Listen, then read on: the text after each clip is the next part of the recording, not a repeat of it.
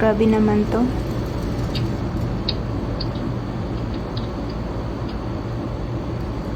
Nakakakilabot talaga panoorin. Parang tumayo yung balahibo ko. Tapos ayan yung bata natutulog. Tapos biglang gumagalaw. Habang natutulog yung isang anak tsaka yung nanay.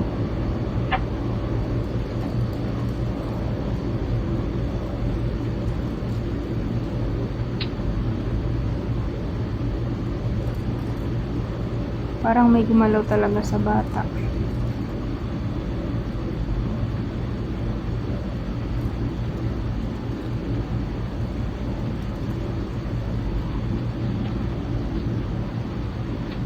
Tapos biglang bumukas yung pintuan ng aparador.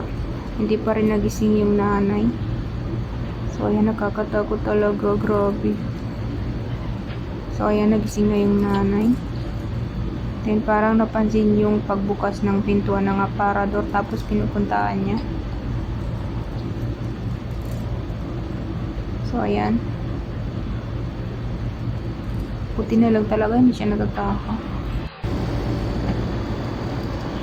Tinitignan niya pero wala naman siya nakikita. Sigurado ako nasa loob ng bed nila or dyan sa labas.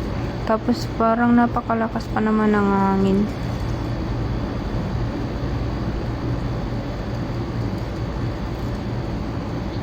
Ay siguro sa lakas lang yan ng hangin ng aircon nila kaya nagbubukas yung parador. Pero gumalaw yung teddy bear.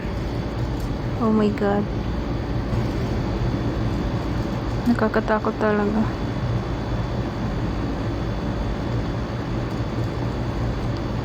So ayan, kinuha na niya yung bata at pinahiga na sa tabi nila.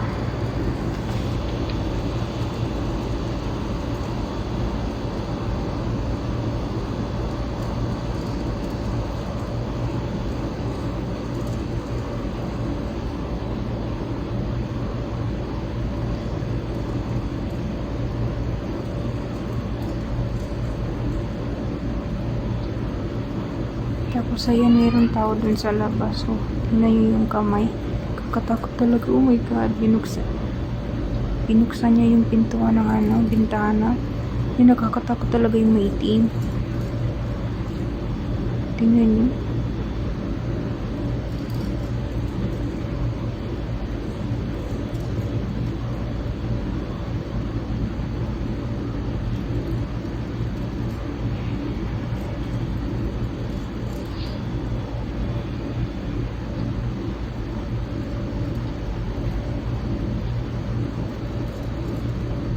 Katakot talaga.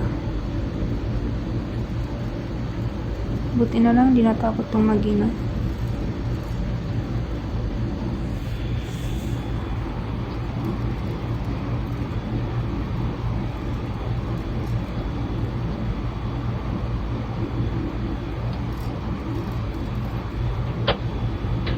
So ayan, bigla naman nagbukas yung aparador.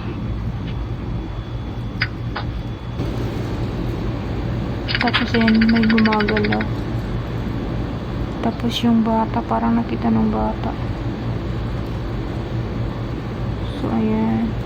Oh my god.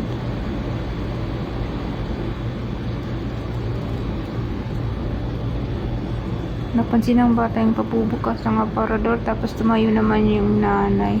Sinira yung bintana.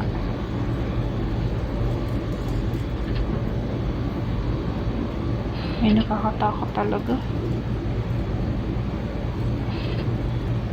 Habang pinapanood ko to ay sobrang kinakal.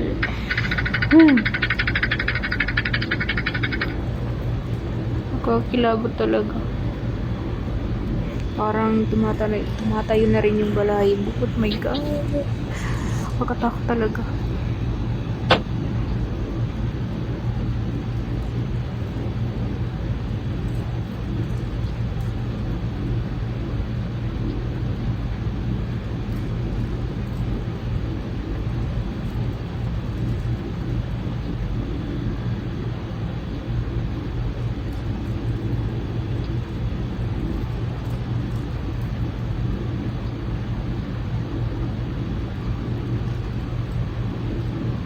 Tapos ayun, nasa ano, sa ilalim ng bed, nakita niyo yung ulo or yung maitim.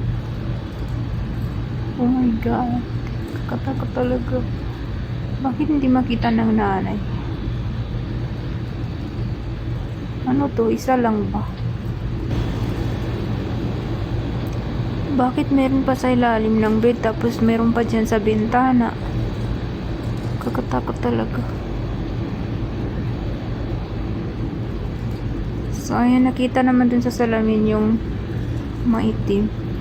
Parang nakasilip ata siya. So ayan, nagbubukas na naman yung bintana. Meron naman binubuksan na naman yung maitim na kamay. Parang napansin nata ng bata. Ayan, kakatakot talaga. Charot lang. Hindi naman ako masyadong takot sa mga ganito kasi parang sanay na ako. Nung bata pa ako, madalas kami naglalakad sa madilim. Kasi sa panahon ng yun, wala pang kuryente. Kaya yun, madalas din kami minumulto. So, ayan yung teddy bear, gumagalaw na naman.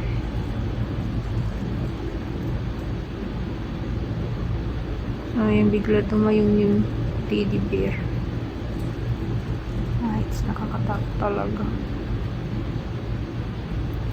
Maalala ko dati, pag naglalakad kami sa madilim, parang nakakita din kami ng maitim na naglalakad.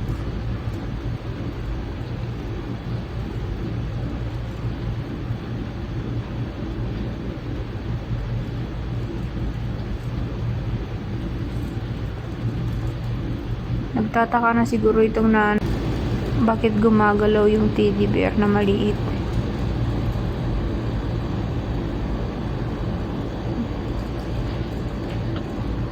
Tapos ayun, ginising niya yung bata na lalaki. Tapos ayun, parang napansin nata nila yung maitim sa bintana. Tapos ayun, nakakatakot talaga.